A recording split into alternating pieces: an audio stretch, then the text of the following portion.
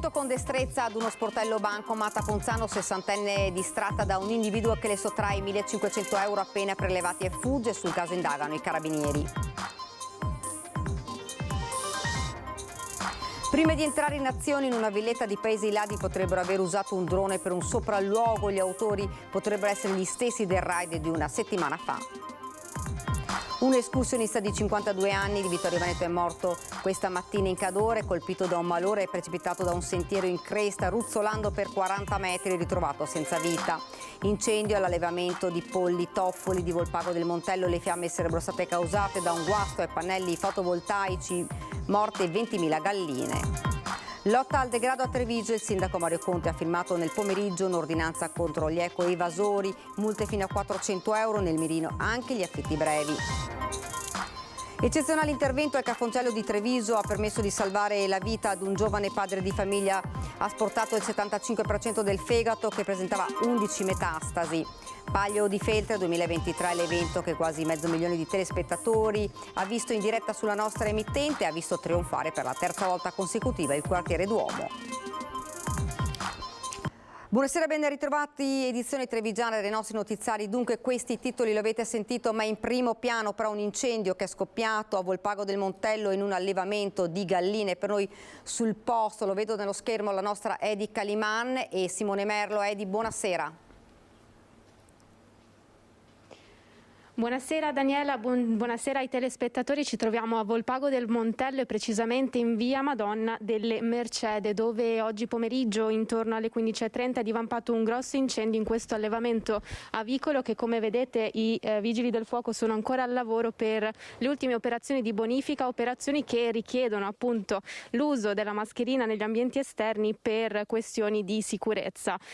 Dunque, noi appena arrivati sul posto abbiamo intercettato il vigile del fuoco, l'ispettore Antonio Zambon dei vigili del fuoco di Treviso, squadra che insieme alle autovetture di Montebelluna e di Castelfranco sono intervenute per domare le fiamme probabilmente scatenate da un guasto all'impianto fotovoltaico. Ovviamente le cause sono ancora al vaglio delle ispezioni, insomma dei rilevamenti. Noi facciamo sentire le parole dell'ispettore che abbiamo sentito poco fa.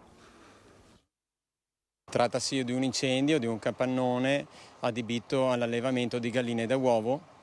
All'interno purtroppo c'erano circa 20.000 galline che sono decedute. Ecco.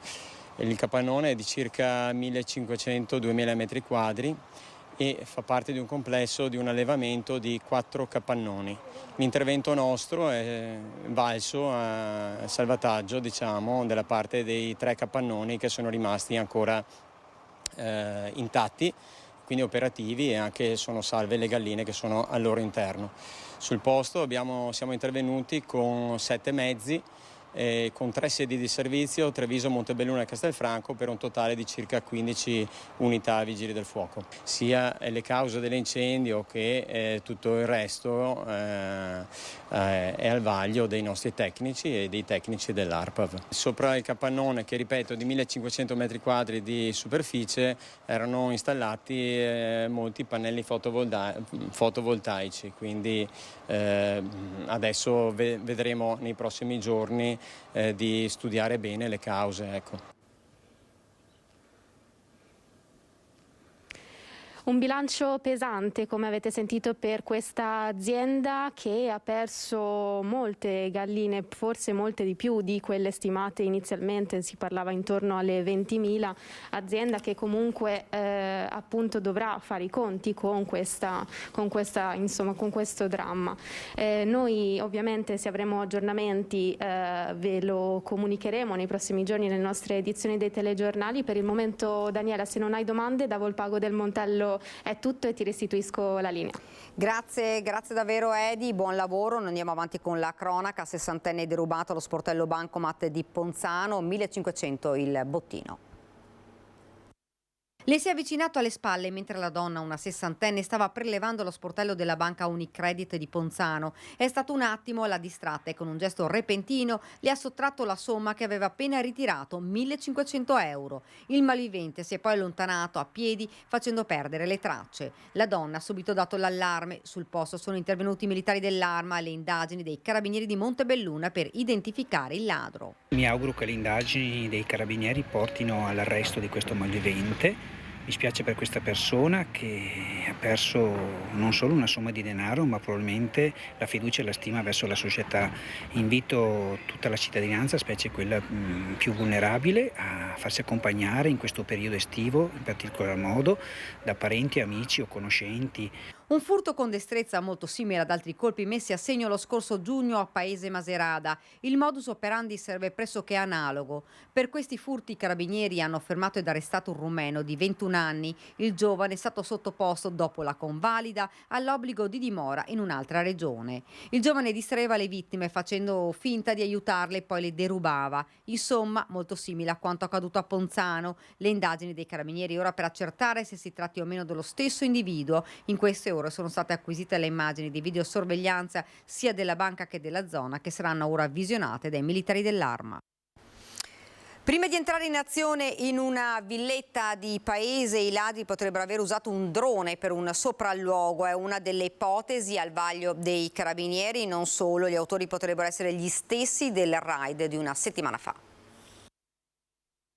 La firma potrebbe essere la stessa dei furti messi a segno a fine luglio, sempre in zona, simile modus operandi, medesimo obiettivo, ovvero la cassaforte che poi non è stata trovata, al suo posto 25.000 euro di bottino tra contanti e gioielli e una finestra sfondata, fuori casa i legittimi proprietari che si sono resi conto del caos una volta rientrati poco dopo l'una di notte. Il raid tra sabato e domenica in via della Resistenza a Paese, dove i carabinieri non stanno lasciando nulla al caso, nemmeno l'ipotesi al momento suggestiva che la visita dei delinquenti sia stata preceduta da un sopralluogo con drone. Nelle prossime ore sarà sentito un vicino di casa della famiglia derubata che avrebbe visto il dispositivo in aria. Un aiuto potrebbe arrivare anche dalle telecamere della zona, che sono comunque numerose. Via della Resistenza è da sempre una zona nel mirino dei malintenzionati. Furti ce ne sono stati, si sentono, le voci girano anche tramite i canali o social o tramite WhatsApp della zona, per cui sì, ci sono stati anche in passato, anche gli anni scorsi. Questa notizia di questo furto è arrivata proprio ieri tramite un WhatsApp. Quindi... La signora Giuliana vive a pochi passi dalla villa visitata nel fine settimana e racconta la sua di esperienza nel recente passato. Io ho avuto 2 volte, una volta ero in casa di notte e dormivo. E sono entrati? E sono entrati dalla finestra qui. Avevo una siepe anche davanti, adesso l'ho anche tolta. La siepe è un riparo, quindi ho tolto anche la siepe perché non ci fosse almeno qualcosa che ripara la casa. Però. Pochi metri più in là c'è il signor Stefano, il copione è lo stesso. Io ho avuto già 2 visite. Speriamo che risolvano qualcosa, almeno mettere un po' di telecamere in questa zona qua sarebbe opportuno. Ero in ferie e il condomino qua davanti mi aveva chiamato che c'erano delle persone che erano entrate in casa. La prima volta, la seconda volta invece non c'era a casa nessuno e hanno distrutto il portoncino e anche un infisso, però per fortuna non sono riusciti a entrare perché sempre il vicino si è messo a gridare e così sono scappate, diciamo. Esempio pratico di sicurezza partecipata, mentre nella vicina agenzia di assicurazioni si punta ovviamente alle polizze antifurto. Sono sempre polizze abbastanza abbordabili, nel senso non ci sono cifre esagerate a livello di premio, dipende comunque sempre dalle esigenze di ciascuno e anche se c'è la presenza di un impianto di allarme o serramenti particolarmente rispondenti, ecco, ai furti. Era salito a bordo dell'autobus MOM della linea Vittorio Veneto-Treviso alla fermata di Gai di San Vendemiano quando il controllore gli ha chiesto di esibire il biglietto. L'uomo, un guineano di 25 anni, ha prima tergiversato, poi si è opposto anche alla richiesta di mostrare un documento di identità, facendo accumulare all'autobus ulteriore ritardo. A quel punto, nel tentativo di scappare, il giovane ha spintonato il controllore fuggendo. Poco dopo però è stato raggiunto da una gazzella dei carabinieri di di Conegliano. Al 25enne sono stati contestati resistenza a pubblico ufficiale e interruzione di servizio di pubblica necessità. Ed ora parliamo del delitto di Margherita Ceschin. È arrivata la decisione del Tribunale del riesame, confermata l'ordinanza del 25 luglio. Rimangono in carcere i 2 domenicani ed il marito della vittima. Fabio Crea dice: ricorrerò in Cassazione. Rimarranno in carcere 3 dei 4 indagati per l'omicidio di Margherita Ceschin, la 72enne aggredita e soffocata nella sua casa a Conegliano. Si tratta dei domenicani. Sergio Lorenzo, 38 anni, accusato di essere uno degli esecutori materiali del delitto. Joan Maria Guzman, ritenuto uno degli intermediari che ha trattato con i sicari, ed il marito della vittima, Enzo Lorenzon, per gli inquirenti il mandante dell'omicidio. A deciderlo il Tribunale del riesame, che ha confermato l'ordinanza del 25 luglio. I 3 sono assistiti dall'avvocato Fabio Crea. Attendo in maniera trepidante le motivazioni, perché secondo me con l'annullamento, come avevo sostenuto davanti al Tribunale del riesame, con l'annullamento della prima ordinanza tutto il resto dal punto di vista procedimentale cautelare veniva travolto, per cui anche l'ordinanza del 25 non avrebbe dovuto essere neanche emessa. Questo è quello che abbiamo sostenuto al Tribunale del riesame. Vedremo le motivazioni. L'avvocato Crea annuncia da subito l'intenzione di voler ricorrere in Cassazione, perché secondo i legali ci sarebbe un vizio di procedura sull'ordinanza del 25. Il vizio di procedura è un vizio derivato dal fatto che l'annullamento della prima ordinanza, a mio modo di vedere, travolge qualsiasi altra possibilità di emettere una seconda ordinanza. Per cui, avendo ottenuto l'annullamento della prima, ritengo che il procedimento cautelare allo stato degli atti si sarebbe dovuto fermare con quel pronunciamento, con quella prima ordinanza e il pronunciamento di annullamento da parte del Tribunale del riesame. Tesi non condivisa dai giudici di Venezia, e in questo senso ricorreremo alla Suprema Corte. Nelle prossime ore il legale parlerà con i 3 assistiti. Per Enzo Lorenzon, Crea aveva chiesto gli arresti domiciliari per motivi sanitari e per l'età, ma il 79enne rimarrà in carcere a Santabona. Dunque ha retto l'impianto accusatorio sostenuto dai carabinieri della Procura di Treviso, che ha coordinato le indagini. Il riesame inoltre dovrà rispondere anche all'istanza presentata dall'avvocato Giuseppe Pioromano, che assiste Dilesio Guzman, la 31enne domenicana, compagna dell'anziano, in carcere alla Giudecca, accusato di aver architettato il piano assieme all'uomo. Decisione che si attende per mercoledì mattina. Lotta al degrado a Treviso. Il sindaco Mario Conte ha firmato un'ordinanza che anticipa la chiusura di un bar in via Roma. Troppe situazioni di disordine causate dagli avventori, dice, è questione di civiltà e decoro. Oggi ho firmato questa ordinanza che prevede la restrizione di orari, che è un segnale forte ai proprietari e ai gestori di questo ambiente, che o si mettono in regola con la disciplina e la gestione della propria clientela, o non potrà continuare a lavorare in queste condizioni. Ricordo che quel bar là è stato tante volte oggetto di situazioni di degrado e di confusione che noi non vogliamo più tollerare. L'approccio al momento è soft: riduzione dell'orario con chiusura anticipata alle 18 per almeno 30 giorni, poi se nulla cambierà il pugno diverrà di ferro. Serrande abbassate in orario serale per questa caffetteria di via Roma, nei pressi della stazione, teatro più volte di situazioni al limite. Lo scorso 3 agosto la polizia locale qui era intervenuta dopo che una persona si era rinchiusa nei servizi. Ordinanza particolare, ma il messaggio è generale. Troppe volte ci sono dei bar o delle attività commerciali mal gestite che creano poi un danno a tutto il quadrante. Ecco, siccome in questi anni abbiamo lavorato tanto per la riqualificazione di via Roma, non accettiamo che ci siano situazioni borderline come quella purtroppo di questo bar. Rimanendo in via Roma c'è apprensione soprattutto da parte di giovani donne e genitori. È sempre stata un po' una zona così, ora più che mai probabilmente, senza dire cose che non si devono dire. Insomma. Le sue figlie? Sì. Possibilmente consiglio vivamente di non stare qui. Girare da sola no, qua no. Cos'è che ti fa più paura? I ragazzi, perché non si sa mai cosa fanno, cosa hanno dietro soprattutto. A volte magari la sera sì, tipo a queste ore magari no, che verso sera sì. Quindi la sera fai percorsi alternativi? Sì, abito dietro la stazione, quindi magari invece che andare giù per il sottopassaggio vado sopra il cavalcavia. Ti senti più sicura così? Sì.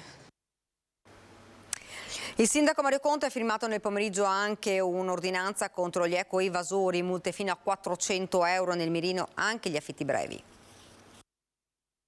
Sono persone che sono completamente ignote a Contarini e a Priula perché non hanno mai pagato nessuna tassa sui rifiuti e su questi noi ci concentreremo. Parte dalla definizione di ecoevasori il comandante della Polizia Locale di Treviso Andrea Gallo nelle ore in cui il sindaco Mario Conte ha firmato una nuova ordinanza. In pratica il comando di via Castello d'Amore procederà alla verifica sistematica circa l'esistenza o meno di contratti per lo smaltimento rifiuti, in modo da evitare conferimenti abusivi anche fuori dai cassonetti, tra le zone sorvegliate speciali via Pisa, dove le immagini parlano da sole.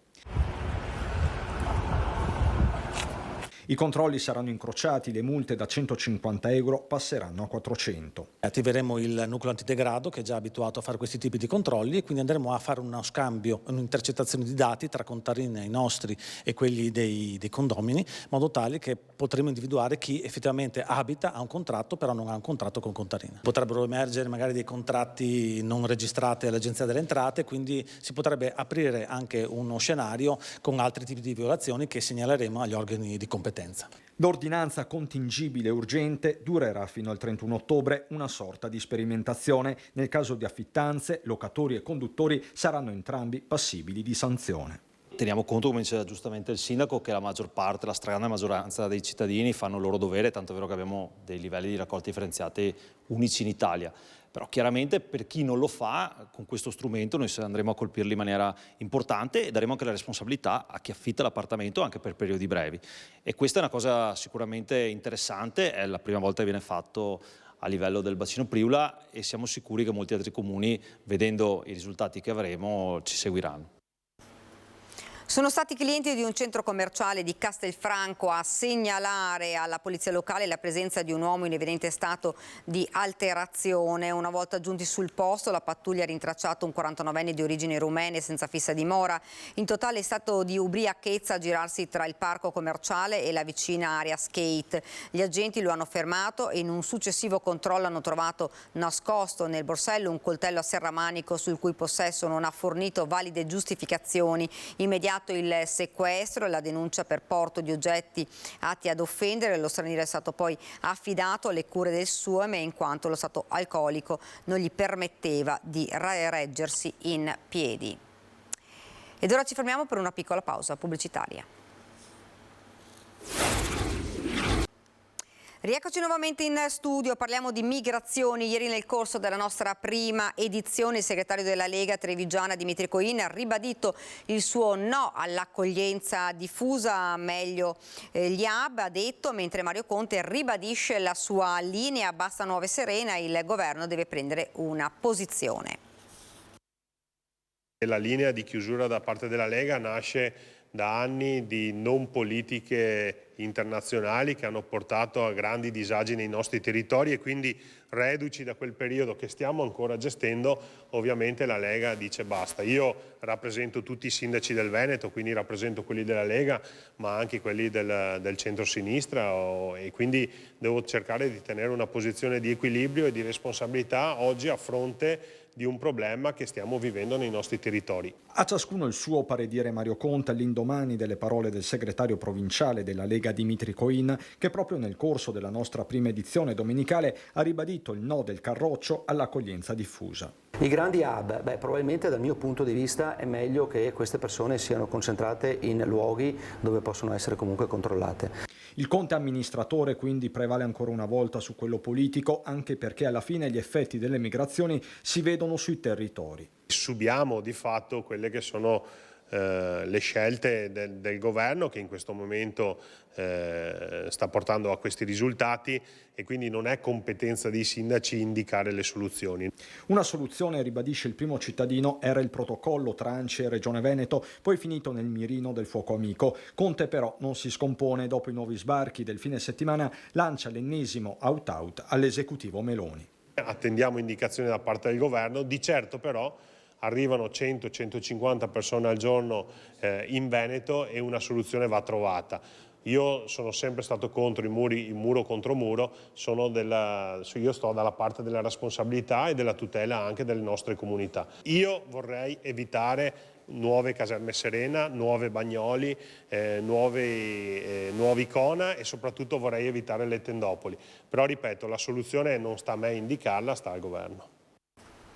Ed ora invece parliamo del maltempo di domenica pomeriggio che ha coinvolto nella Marca soprattutto la zona dello Pitergino, alberi caduti dal forte vento e allagamenti in città.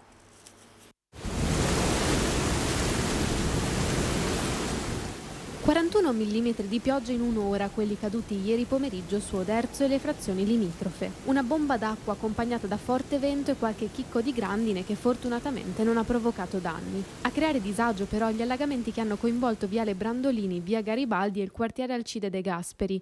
In Via Anafesto l'acqua ha raggiunto quasi i 10 centimetri. In pochi minuti si è legata tutta la strada, praticamente dal dosso lì fino quasi al capitello e qua fino alla macchina nera, qua c'era tutta un'acqua. Acqua che a seguito dei lavori sulle condotte dell'adiacente via Parise, a detta dei residenti, avrebbe dovuto defluire in modo molto più rapido. Sono un po' sorpreso a trovare di nuovo l'acqua che arriva a una certa altezza senza essere smaltita, diciamo come ci si aspettava, insomma. Una situazione che gli abitanti di Via Anafesto e di tutto il quartiere De Gasperi lamentano da tempo. Rassicurazioni da parte dell'amministrazione. È già pronto, ma servono i finanziamenti, anche un altro progetto invece di rifacimento proprio delle condotte di Via Anafesto e anche di altri pezzi di lottizzazioni che devono comunque raggiungere poi quella condotta più grossa, che è quella di Via Parise. In cantiere dunque i progetti per migliorare la situazione. Ottenuto dal Comune un finanziamento da 2,5 milioni di euro di fondi PNRR. Vorremmo intervenire sul bacino del Navisego per risolvere problemi di tutta la zona lottizzazione Brandolini e quartier Marconi e via Garibaldi. E lì sono due interventi che probabilmente non saturano i 2,5 milioni e quindi speriamo di riuscire a far sta dentro anche gli interventi secondari della zona, quella sopra via Parise, cioè dell'acqua che scende da Camino, che arriva in via Parise e poi andrà all'idrovora di Fratta. Nubifragio che ha coinvolto anche il comune di Gorgo al Monticano.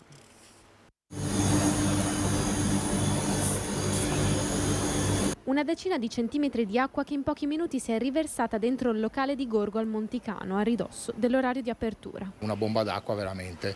Inizialmente si pensava che smettesse e non entrasse l'acqua all'interno del locale, invece l'acqua è entrata all'interno della sala, all'interno del bar, della cucina, della cantina. Un temporale improvviso che è durato circa un'ora e che non ha dato modo al titolare di riparare il suo esercizio. È iniziato a piovere alle 4:30 e alle 5:10 era già tutto allagato. In 40 minuti ha fatto l'uragano.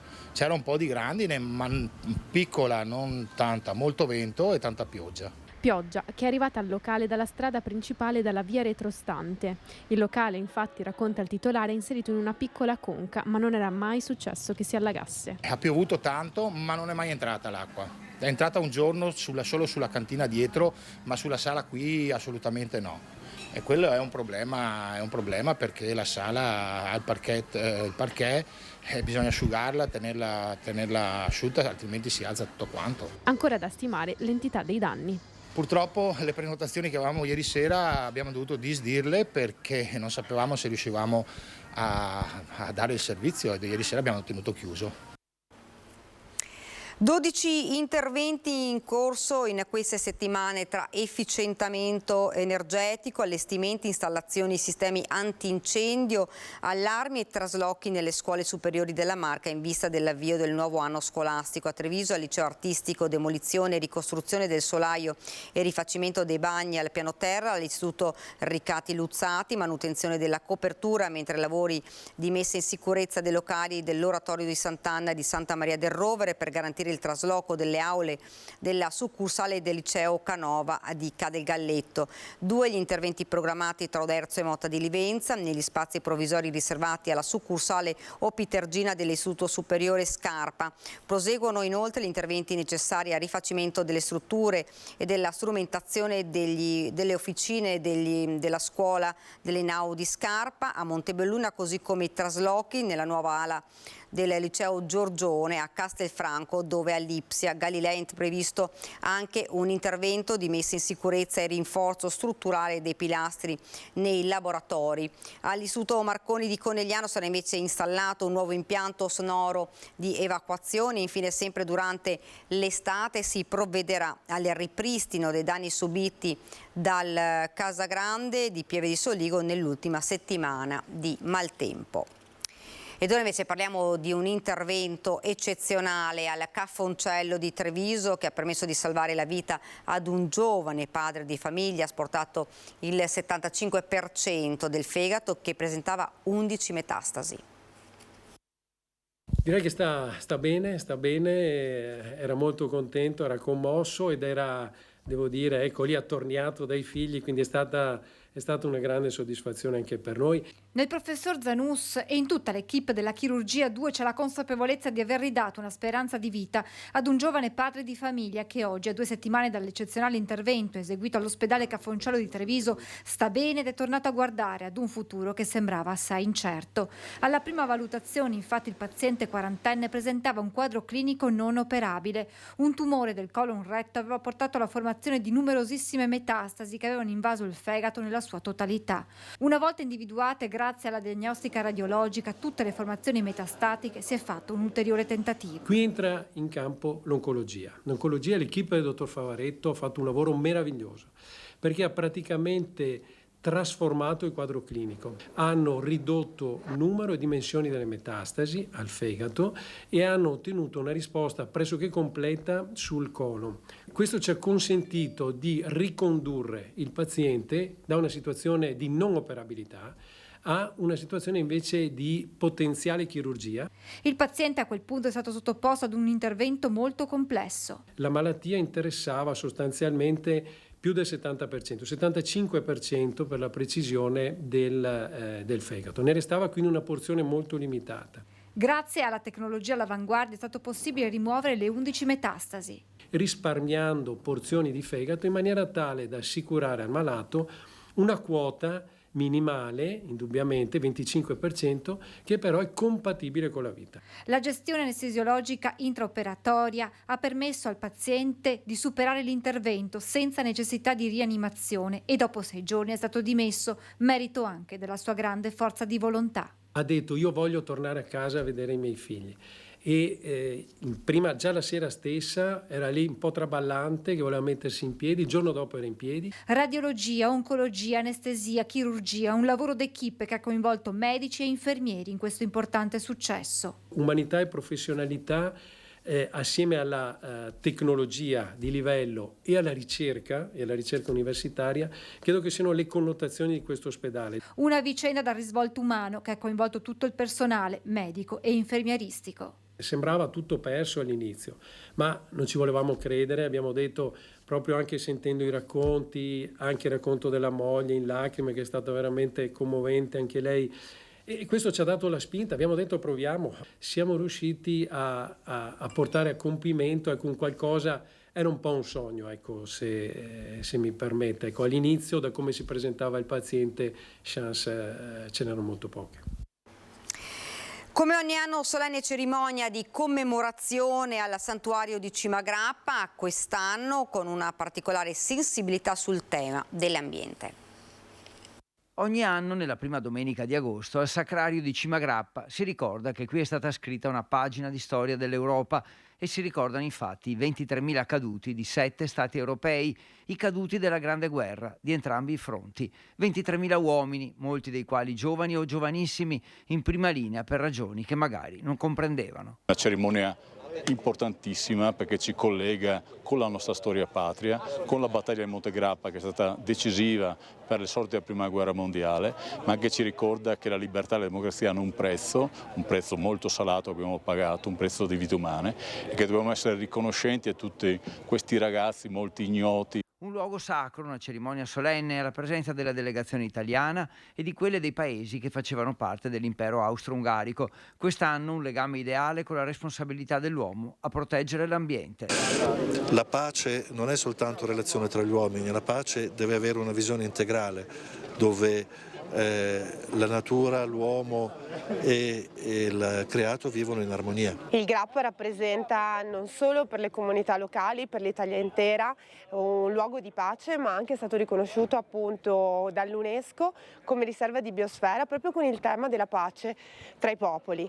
E essendo riserva di biosfera, il grido che parte dal Grappa è anche la pace tra gli uomini e l'ambiente, quindi non può che essere un laboratorio, non può essere che un luogo dove si fa questa attenzione per salvaguardare la biodiversità. Qui in 23.000 riposano l'uno accanto all'altro in pace e nel ricordo anche delle vittime partigiane del rastrellamento nazifascista della Seconda Guerra Mondiale. La linea del Grappa, infatti, è stato uno dei fronti cruciali della Prima Guerra Mondiale e teatro di lotte eroiche durante la Resistenza. Ed ora siamo alla nostra pagina da Bellunese provincia.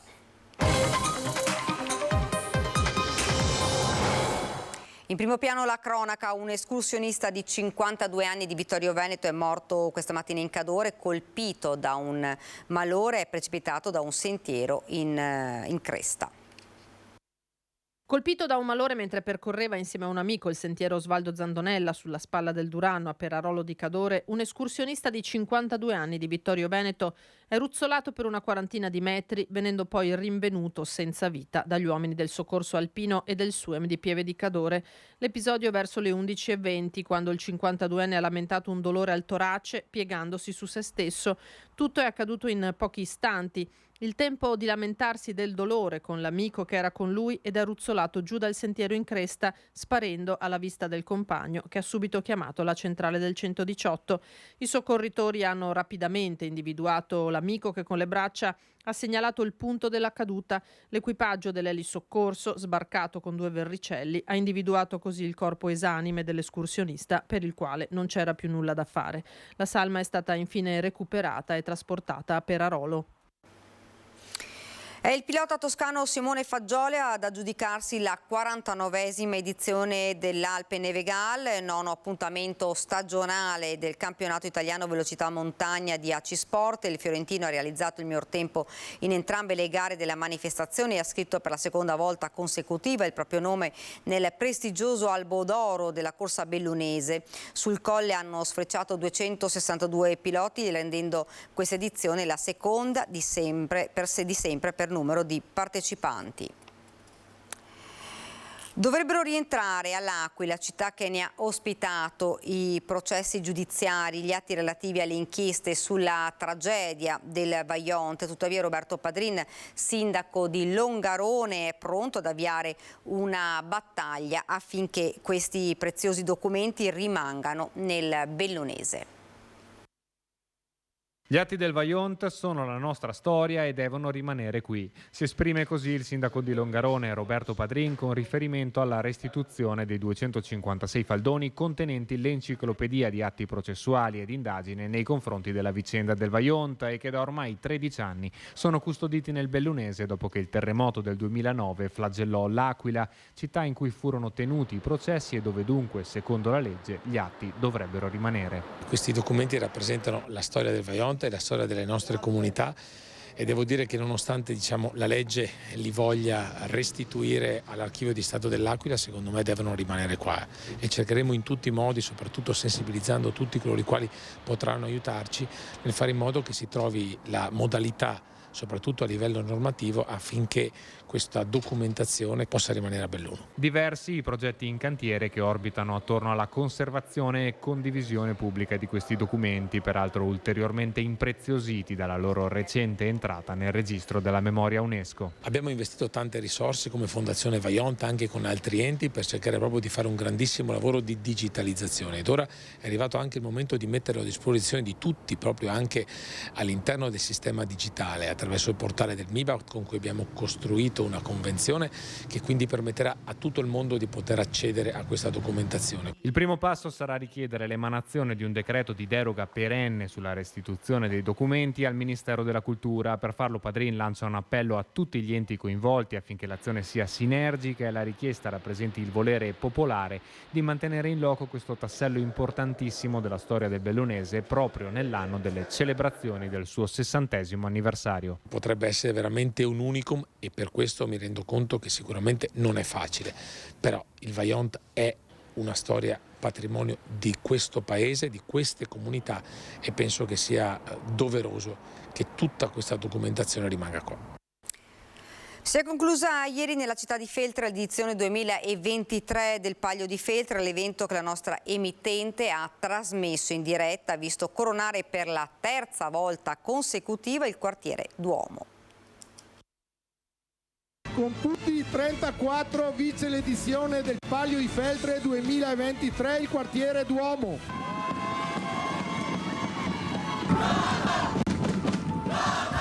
Lavoriamo tutto l'anno con un unico obiettivo, che è quello di vincere il Palio. È una squadra forte sia dal punto di vista organizzativo, e sulle gare siamo imbattibili. È una tripletta quella del Duomo, il quartiere che per il terzo anno consecutivo conquista il Palio di Feltre e il drappo disegnato da Altan. L'ufficializzazione è arrivata al termine della corsa dei cavalli di ieri pomeriggio a Pra del Moro, vinta dal 6 volte campione Adrian Topalli di Castello, ma che non è bastata a spodestare il Duomo, che grazie al secondo e terzo posto si è aggiudicato la 44esima edizione del Palio, seguito da Santo Stefano, Castello e infine Portoria. Questa è stata veramente un'impresa.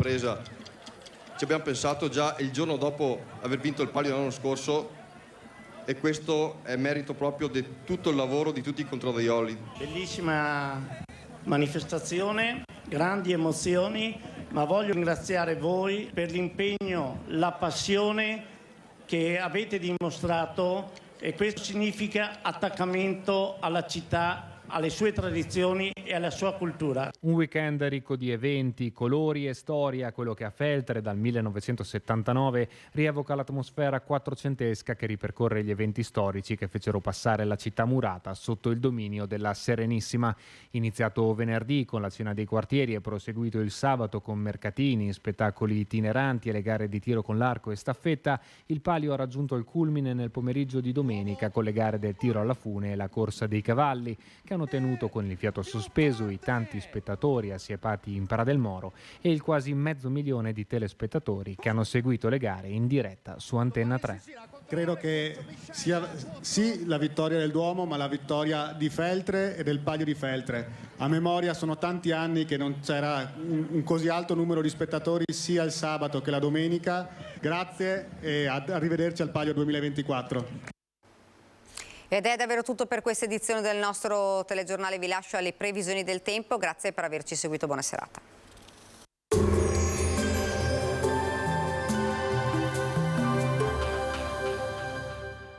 Portaci gli oggetti, i mobili, i vestiti che non usi più. Da noi, Guadagni, ex novo mercatino dell'usato. Aperto 7 giorni su 7, via Vicenza 23, Vede Lago.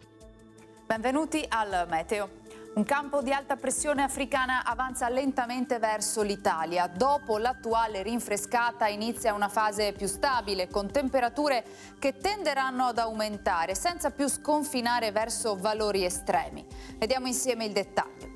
Sul Veneto la grafica di martedì 8 agosto ci mostra una situazione buona, sarà infatti soleggiato ovunque. Poi nel pomeriggio assisteremo ad un aumento della nuvolosità, ma senza fenomeni associati. Temperature, come detto, in ripresa, minime tra 10 e 18 gradi, massime tra 22 e 28 gradi all'incirca.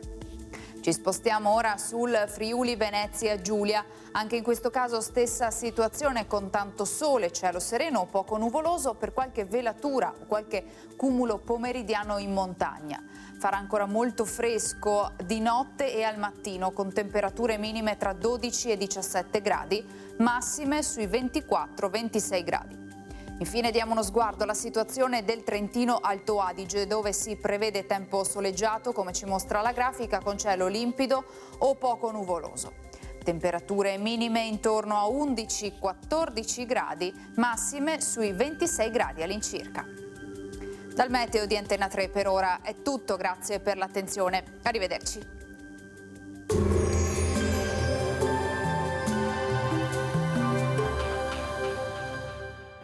Portaci gli oggetti, i mobili, i vestiti che non usi più. Da noi, guadagni. Ex novo mercatino dell'usato. Aperto 7 giorni su 7, via Vicenza 23, Vede Lago.